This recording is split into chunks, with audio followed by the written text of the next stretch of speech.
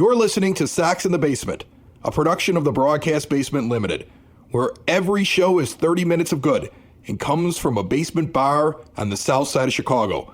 Pull up a stool, pour a cold one, and join us right now for Sox in the Basement. Heard everywhere podcasts can be found, and always at soxinthebasement.com. Garrett Crochet is going to be a top-line starter. Yoan Moncada is going to have a 12-WAR season. Gavin Sheets is going to hit a home run every single day, and more from White Sox training camp. I don't get that excited about individual games, a couple of innings at the beginning of a game. Let's see how the next month shakes out. I do like the positivity, though. I mean, it'd be better than like reports that everybody sucks. That would be upsetting. Yeah, let's not have that. Let's not have reports that nobody's going to do anything. Everybody's terrible. We don't have anything going for us in any way, shape, or form. Yeah, that would be bad. Well, it looks like they're kicking the ball around defensively. But I'm not as concerned about that because that's why you have spring training, right? Like most pitchers need to work things out. So generally, a pitcher is going to have a couple of bad starts before he gets better. Like, perfect example, I'm looking at my fantasy baseball team today because it's a big day for us getting ready for our draft, and I have George Kirby from Seattle. And that guy's a pitcher.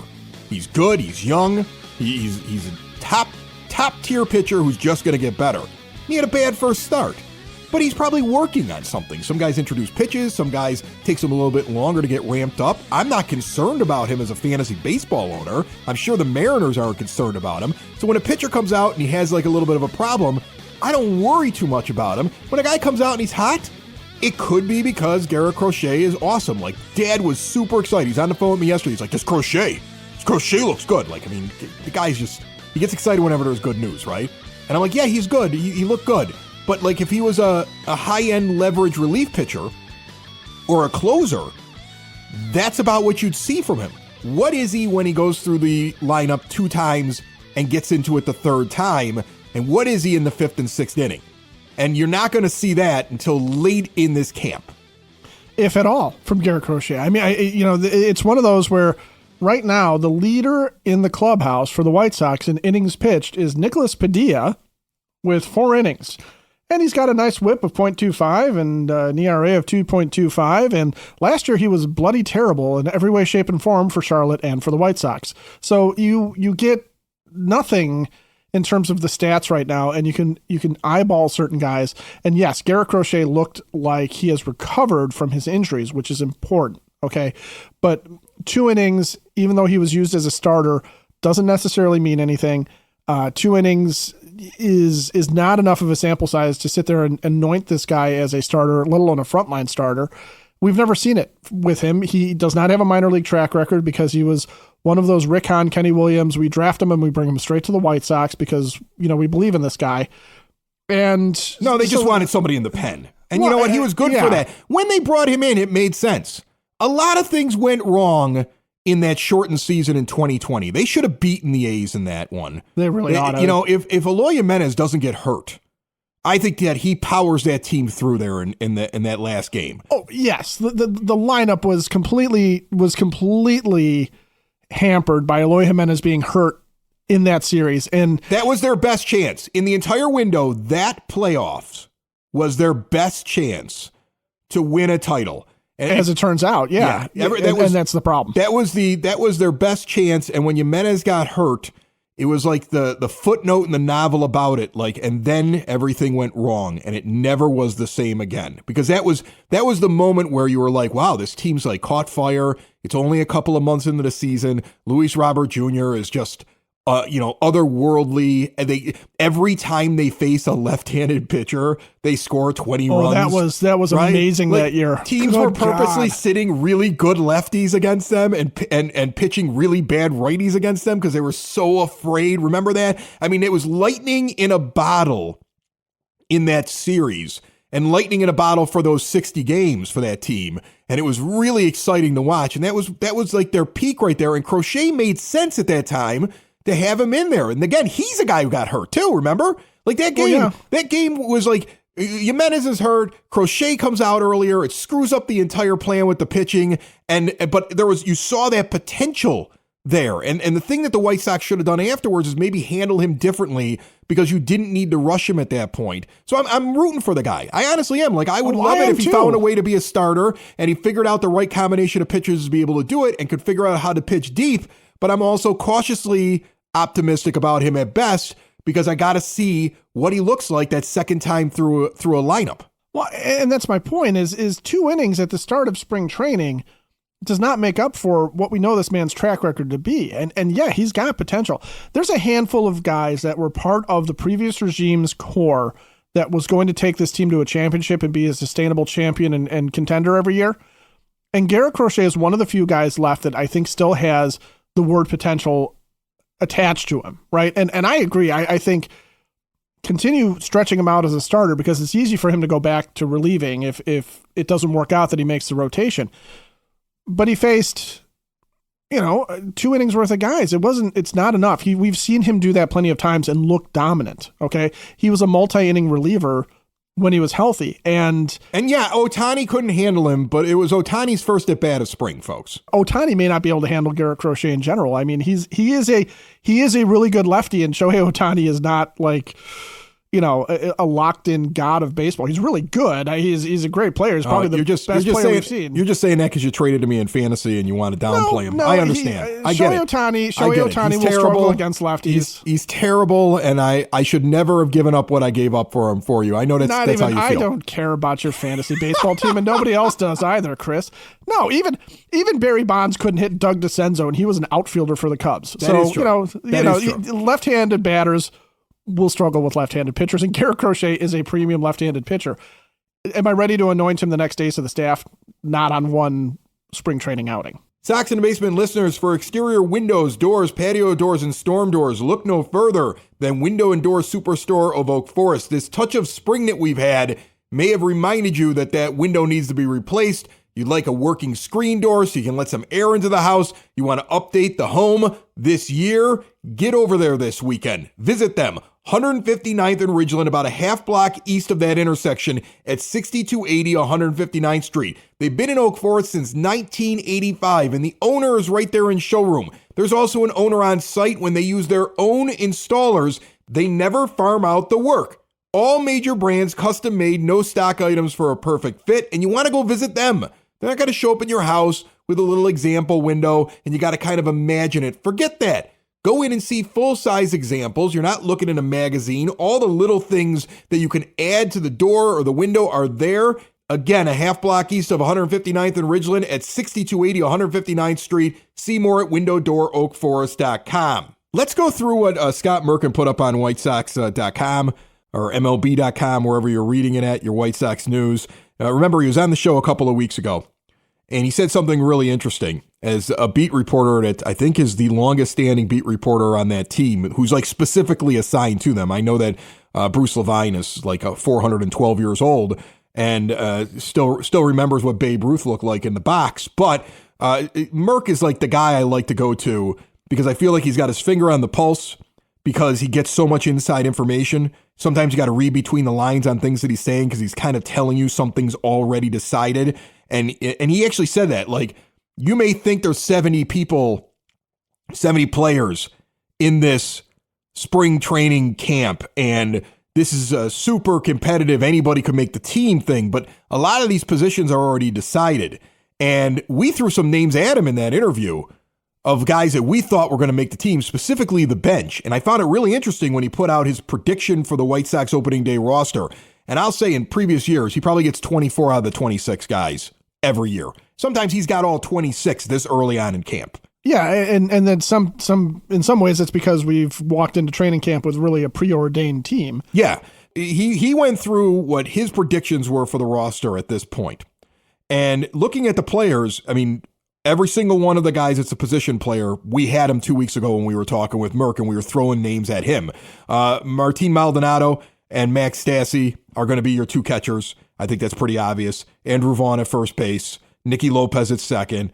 DeYoung is going to be at short. You got Yohan Moncada standing over at third base. And then when you look at your outfield, Benintendi, Luis Robert Jr., Dominic Fletcher. He may not start out as the full-time right fielder, according to Merck, because you might see Pilar come in as a platoon option, but that's the guy who looks like he has the inside track at the position, and then Eloy's going to be DHing. And then when he looks at his bench, I find it very interesting that he's like Pilar, of course. We already heard about the 2 catchers, so you know one of them's on the bench. And then he goes Danny Mendick and Mike Moustakas. I don't see Gavin Sheets on there. I wonder if Sheets read that and was like, I need to hit home runs a lot more, because he had 2 of them the other day in a single day. And he's like, whoo, I better start hitting it because nothing's guaranteed for me. Well, and nothing is guaranteed for Gavin Sheets, because unless he comes in and he's got 2 ways that he can make this team. One is that he would have to have proven that his outfield defense is so much better than it has been the past couple of years. And we know he's miscast as an outfielder. He was a first baseman, DH type.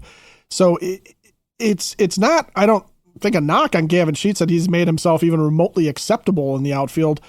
It's just, it's not his natural position. He would either had to have shown that he has gained speed, learned better angles, something like that, to be able to track down balls better. But yeah, I haven't heard anything to that effect. And like we've talked about, you saw a play where Mike Moustakas playing first base goes back and has a better read on the ball than Gavin Sheets does coming in. And so if he's not going to be a defensive guy, then he's got to show that his hitting is more aligned with what he did in the minors than it is what he's shown in the majors so far. And you could be a Gavin Sheets apologist and say he's never really been given a chance to play on an everyday basis and been guaranteed a spot. I would disagree with that. I think he's been given plenty of chances over the past couple of seasons to really prove that he belongs and hit his way into the lineup.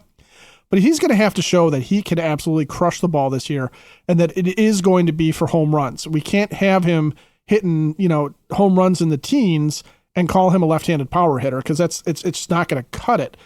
So if he's not going to crush the ball and he's not going to catch the ball, he's not going to make the team. And if he does crush the ball, I don't know that he supplants Dominic Fletcher as the right fielder.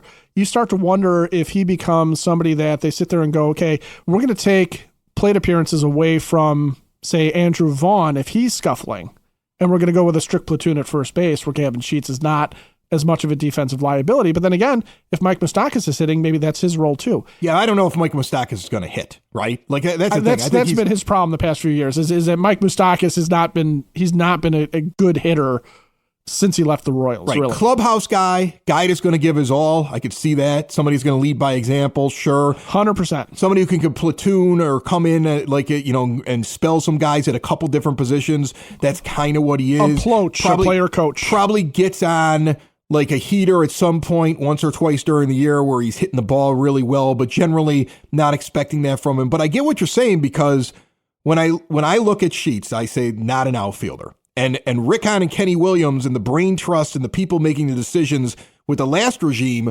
stupidly thought that he was. Just like they were like, we'll just put Andrew Vaughn in the outfield and that won't cause any trouble. It won't harm his development and he'll be easily able to stand out there and make good plays. And they were wrong.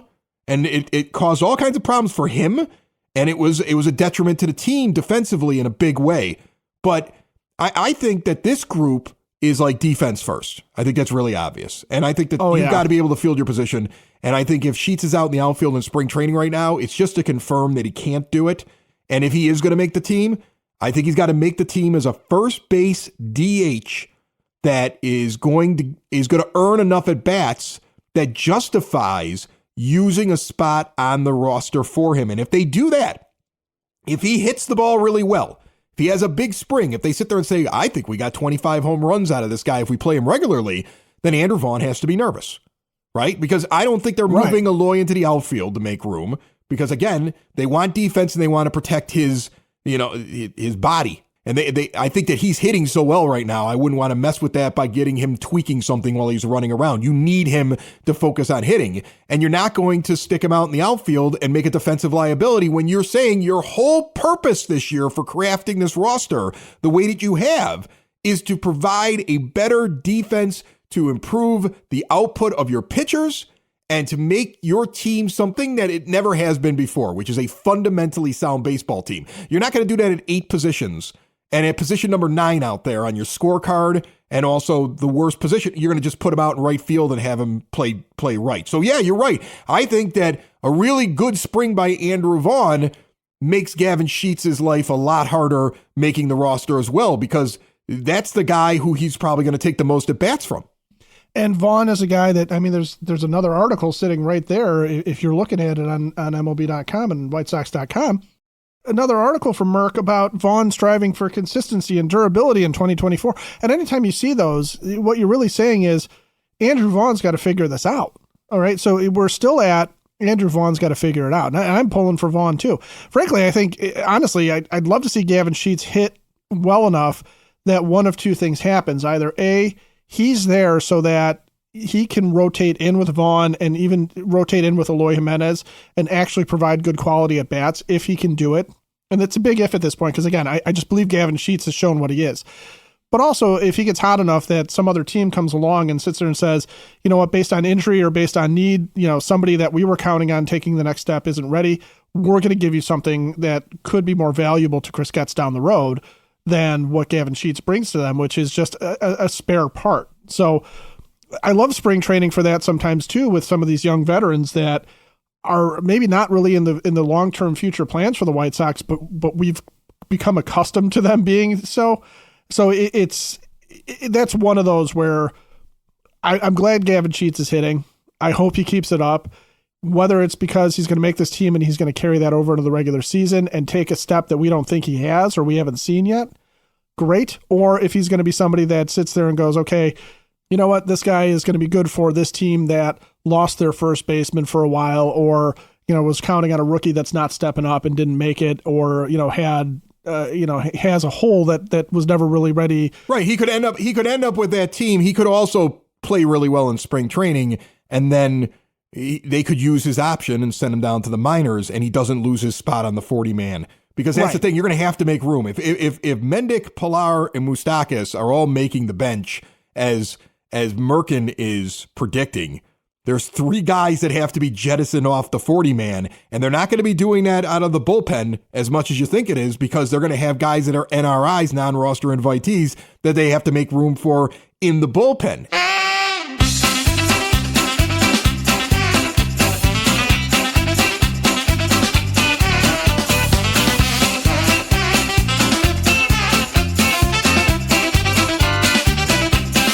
That music can only mean one thing: our weekly visit with the Sox nerd Dave Marin, the guy who throughout the season, when you're over at the rate, is going to be putting all those tidbits up there and interesting trivia for you to kind of ponder and see if you know enough about this team to really be sitting out there. I think there's going to be a lot of good seats still available. It's all brought to you by the Village of Lamont. Want to experience a downtown with real history, great eats and drinks, and green spaces filled with adventure? Visit the Village of Lamont. Shop, dine, drink, explore, and see everything going on there this weekend and beyond at LamontDowntown.com. By the way, nerd, I was in Lamont last weekend.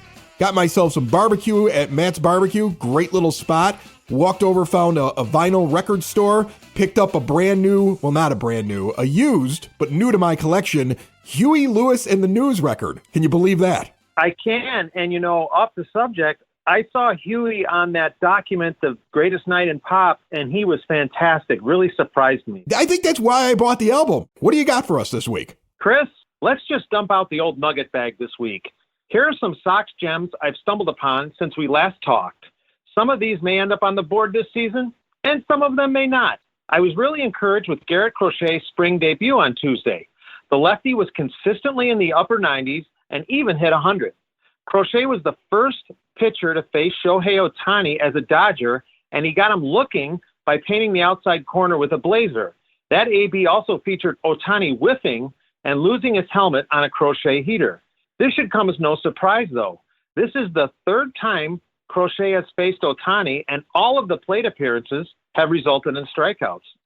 The trip to Hawaii, Cork and Kerry and Kona Brewing are giving away, has really gotten me to thinking about the Sox connections to our 50th state.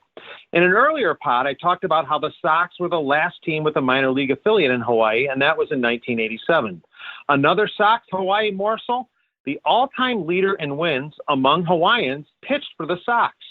Charlie Huff, born in Honolulu in 1948, won 16 of his Hawaii record 216 games pitching for the Sox in 1991 and 1992. Maybe the trip winner can send us a picture from Huff's birthplace. Wednesday, we marked another leap day. The only White Sox player born on leap day was pitcher Bill Long in 1960. Long is the career leader among leap day babies with 27 wins. Long pitched for the White Sox in 1985 and from 1987 to 1990. He was only 6 years old when his career on the South Side began. One more. How great is it that the White Sox are opening against the Detroit Tigers, and they will hopefully have Dylan Cease on the bump? Among pitchers with at least 10 wins against Detroit, Cease is second all-time to Dennis Lamp, another Sox pitcher with a .917 winning percentage. Cease is 10-1 against the Tigers. Does that mean the Sox have a 90% chance of winning on opening day? Before I get to my zinger, I remind you that gems like these and others can be found on my website, which you can link to at soxinthebasement.com. My zinger? Roger Clemens' first great season was 1986 when he went 24-4 for the Red Sox. A White Sox pitcher handed Clemens two of those losses that season, and that man was Jose De Leon, who unfortunately succumbed to cancer earlier this week. De Leon also set the club postseason record for relievers when he fanned 5 batters in the Sox loss to the Blue Jays in Game 5 of the 1993 ALCS. That's it, Chris. Probably more than you wanted to know about Garrett Crochet, Hawaii, and especially Leap Day. And Huey Lewis.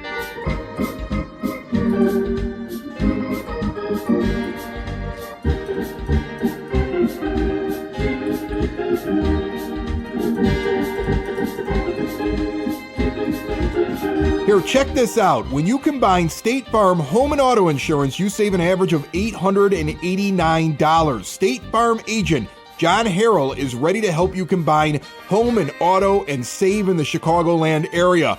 Call him today, 708-481-4500. Like a good neighbor, State Farm is there. Average annual per household savings based on a 2019 national survey by State Farm of new policy owners who reported savings by switching to State Farm. Merkin kind of goes into the pitching as well in this article, and this is the thing that I feel like the starting pitchers is what he told us a couple weeks ago, but I don't think that's as locked in, right? You know, Michael Kopech getting a start on Friday.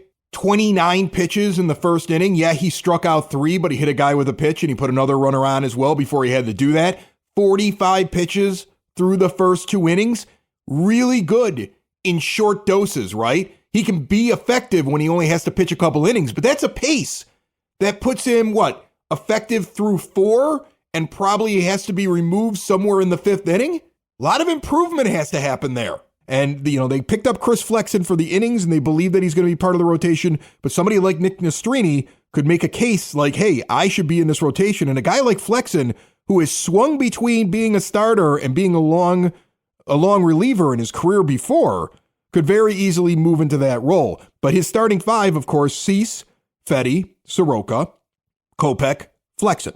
That all makes sense, at least at this point. I think that there might be some changes to that. And when you look at the relief pitchers, this is completely up for grabs. Like, he's got Jesse Chavez in there, and we laughed on the last episode. I just don't know why we think Jesse Chavez pitched his way out in the first inning of his first spring start. Well, here's the thing. Do you really need to use a 40-man roster crunch? Like, that's a guy right there who doesn't make the team if Gavin Sheets is hitting well, and they're like, okay, well, we want to send him down to the minors for the eventual injury, but that means we don't want to take him off the 40-man. Do we have enough room to move things around to get Jesse Chavez on the team? So you see some of these names that he's talking about on his list, and he's got Crochet in the bullpen, and he's got Jordan Leisure is also his dark horse candidate that he said is like the guy that he thinks is going to make this bullpen. But I think those names in that bullpen are so up for grabs right now.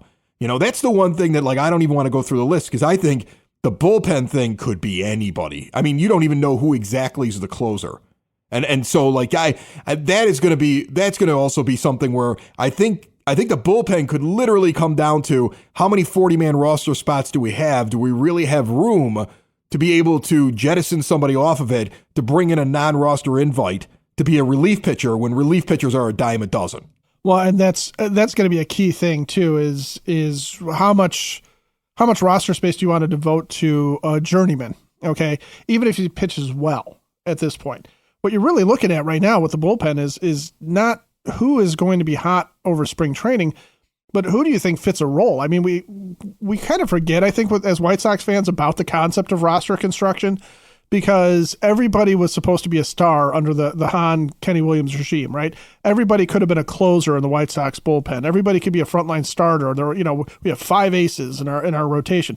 You never did, but that was always the bill of goods we were sold. And the same thing with the position players. Gavin Sheets and Andrew Vaughn playing in the outfield was because Gavin Sheets and Andrew Vaughn were premier hitters, which, again, they really haven't shown. I also find it interesting that Corey Knebel is probably not going to be ready and may have to spend extra time like getting ready for the season, but Pedro is talking like he's definitely making the team. That's also the weird thing about this, does he have anything left? And you're already talking about like, here's a guy he isn't even pitching down there right now. Right. There's so many questions. And that's the other thing too, is when you're talking about the roster construction, Corey Knebel, I think it's Knebel. I looked it up while we were talking. I was like, I want to talk about him. I'm not exactly sure how to say it, but several websites have spelled it out to me as Knebel. So I'm going with that. Yeah. Okay. Evil Knebel is, he's a guy. Well, now he's a guy that has closing experience. Okay, on a team that doesn't have a natural closer. Right. Jordan Leisure, I think everybody's looking at him going, wow, this guy's really, really good, and he's probably a closer of the future. And if Knebel's injured, you can get extended spring training for him, and you don't need to probably put him on the 40-man to do it. I don't think you have to.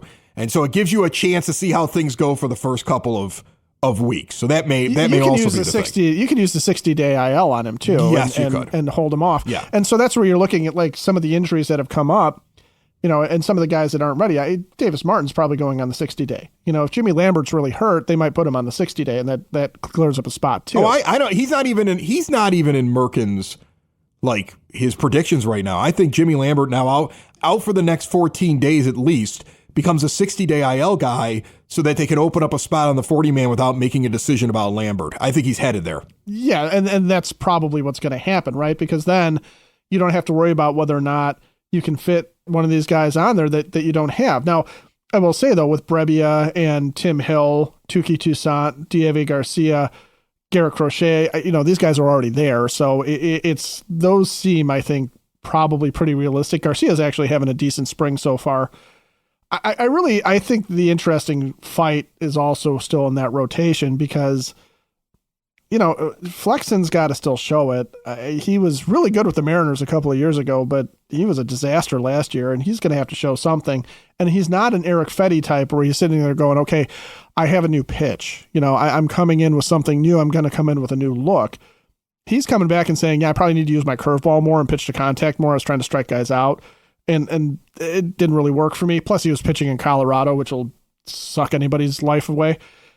But, Michael Kopech comes out. And even if Michael Kopech comes out and dominates for a couple of innings in his first spring start and his first spring outing, I don't think that necessarily anoints him as a rotation piece. It's the same argument that you have for Crochet. Because I'm always saying, like, this guy's great in small spurts coming out of the bullpen, right? If he has early on in spring great 2-inning starts, it doesn't tell me anything more about him that I already didn't know. Like, I'm sure the White Sox will say, we see something different. He's got a little hitch in his giddy up all of a sudden, right? Like he's got some TW. I don't know. But he may get sold to you. I think he makes the rotation based upon the fact that he is literally on every podcast, blog, every time somebody's talking to somebody, it's like, we're talking to Michael Kopech this week. Like, Michael Kopech is everywhere right now. He's like the guy that they're pushing. It's like when they walk Cuba Gooding Jr. through the floor, Jerry Maguire takes him along and makes sure everybody sees him. Right. And Jerry Maguire, we're making everybody remember that you once believed in this guy, right? So think that we can trade him for a better player down the road. Maybe, but it also could be like, hey, we want you to not be upset when he makes the rotation, and we may leave a guy like Nastrini down in the minors to give him a few starts. But if Kopech doesn't work out, then we're going to be able to look at him and say, look, buddy, we gave you a lot of chances, but you're going into the bullpen. So I think he could start in the rotation and move to the bullpen because that may be the most logical way. Like the team may be sitting there saying, I think this guy ends up in the bullpen, but if we do it to him now without giving him one more chance, we may break him psychologically. So why don't we give him one more shot in a lost season, pump him up a little bit.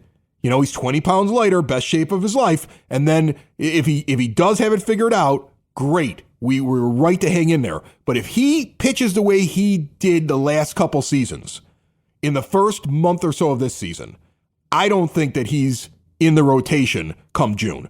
No, and the flip side is true too. So somebody like Jared Schuster, who did not have a great outing in his first outing, but showed increased velocity and does have a little bit of a new wrinkle compared to what he did with the Braves last year. He comes out of that outing and he sits there and goes, I had a little trouble with the slider today, which will happen to a pitcher from time to time. Okay. And clearly he was trying to work that out when he let 6 guys in a row on base. So you could sit there and say over the course of spring training, it's not going to be a 5-man rotation. It's going to be a 6 or 7-man rotation. They're going to start paring it down to the guys they want to see go through the lineup twice. So you might see somebody like Schuster sit there and he's had a bad outing, or he might have a couple of rough outings, but if they like the increased velocity, if they like some of the things that they're seeing from him that are different, he's a guy that could, for example, use that to sneak in to the rotation and bump a Kopech or bump a Flexen out if they're not pitching quite as well. Right. I think Schuster and Nastrini are the 2 guys that have the best chance of bumping in. I think they're going to get more of a look than everybody else right now. But again, Nastrini's a guy you got to add to the 40-man.